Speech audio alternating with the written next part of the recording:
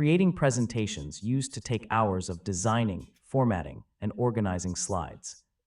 But now tools like Gamma AI can generate professional presentations, documents, and web-style pages in just minutes. So in this beginner-friendly guide, I'll show you how to use Gamma AI step by step in 2026. First, open the Gamma AI website in your browser. Once the homepage loads, click Sign Up or Log In if you already have an account.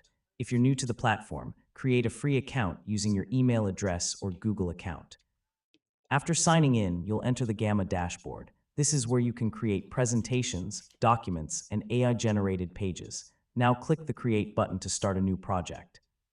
So you can choose to generate a presentation, web page, or document depending on your needs. Next, type a topic or prompt describing what you want Gamma AI to create.